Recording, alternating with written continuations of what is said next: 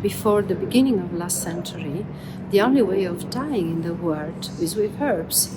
So there are already a lot of recipes you can find around in ancient books and in ancient cultures. But what we really did was to find a way to make an industrial story out of 100% natural way of dyeing, which means that the colors have to be reliable from time to time, always the same color, and fastness must be very good, so the color has not to faint under the sun, or when you wash it doesn't have to wash away. Also, if our color are very, very resistant to light, you have to take care of them anyway, but they comply with all the international standards of fastness, exactly like chemical colorants.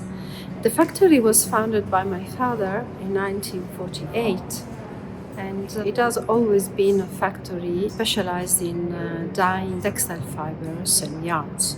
I never thought in my life that I was going to come and work here in the factory with my father. I have a degree in physics, and I like very much making research, and I like very much doing that and only that. My sister, she's a chemist, and she likes very much herbs, and she knows them very well.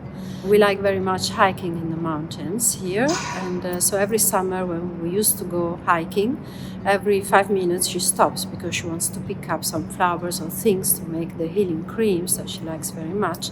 And I was getting very bored, so I started to pick up something that maybe I could use for dyeing. And this is exactly how everything started. And it was, this year is going to be 32 years ago.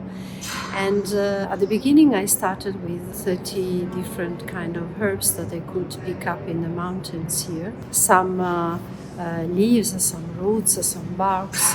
And I took them in laboratory, and I started to see if I could do any nice color out of it. It was really something I liked very much to do with nature, with colors, and nothing to do with what was needed in an industrial marketing way. I obtained only yellow and beige and very light colors, but there was a very nice green coming from horsetail. So I was encouraged, and I asked to my sister if she could help me finding other different herbs that I could use to make interesting colors.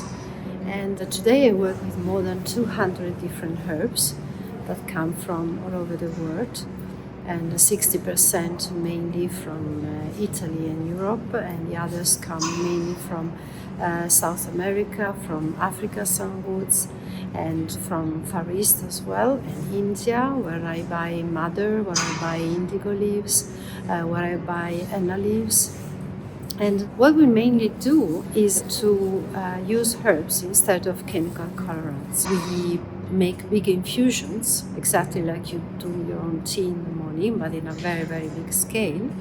And after the infusion is ready, we just take away the herb that is inside, and what remains is our color bath. And then we mix together different color baths from different herbs, because every color we make has at least 10 different herbs to make the final shade. Then we plunge the fiber, wool or cotton or linen, and then the dyeing starts, and it's only a matter of temperatures and different pHs. So it's a 100% natural way of dyeing. And after the dyeing is ready, the herb, the leftovers of the herb, go for making compost for the fields. So in the end, we don't throw away anything, and we don't pollute at all, because there's really nothing to clean. But still the herbs can make something very interesting as a fertilizer for the fields. When we dye for long yarns, we start with the herbs, and we dye in the fiber in this format. Then we spin, and we reach the final yarn. And this is the first way of dyeing in the world, the fiber dyeing, and making the yarn after that.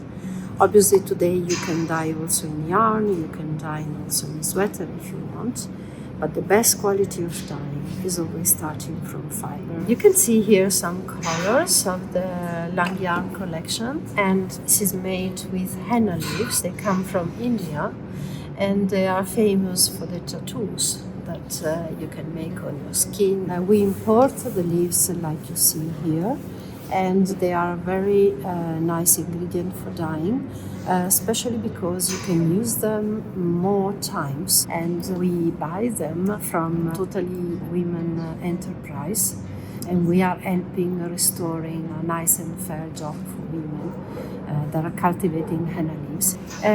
This is reseda or veld. This is an herb very famous for the yellow and for green, and it was used already in the ancient Romans, but mainly for the perfume. We are able to do a wide range of yellows and also of green, like this very special green here. These very interesting leaves are the leaves from Indigofera. It's an indigo leaf. The blue that you see on the dry leaf is the indigotin, the molecule for the indigo, natural indigo. And to pass this blue onto the fiber, you have to put it in water together with 3 ashes that makes an alkaline water. And then you put some sugar, because that is taking away all the oxygen in the water. And in this condition, the indigo becomes very yellow and is soluble to water. You plunge your fiber into this solution, and in only 1 minute, the yellow goes on the fiber. When you take it away from the water, you lift it up, you will see your fiber very, very bright yellow. But under your eyes, it feels the oxygen in the air, and so it becomes green, and then it becomes blue, and is dyed. Every time we receive the new ear herb, it never dies like it used to do the year before, because probably it took different rains because of the climate change. And so what we do is to re-equilibrate the recipe so that we can guarantee to our clients the same color that they choose, but probably the recipe changed behind the curtains. It's like cooking. When you do your tomato pasta with basil, for instance, the taste is not always the same every time of year, because the basil maybe come from a different country and it took more heat or less heat, and so you have to adjust if you want to have the same final taste. And the same is for colors. In fact, in our work, our job, you say that you are cooking colors, and it's really like a way of cooking, but colors. And knowing which herbs are inside each color gives also a lot of relaxing and makes you have very nice thoughts about it. Because, for instance, the brown that I dye with walnut makes me remember that every time in summer when I go in the mountains and I see a lot of walnut trees that are very, very nice, very big. And so having it on me with the color, the walnut, makes me feel very relaxed and makes me have very nice and happy thoughts. And during all year long, when we have to work, when we have a lot of problems in our everyday life, I think is a plus. It's something that can make you feel really, really better.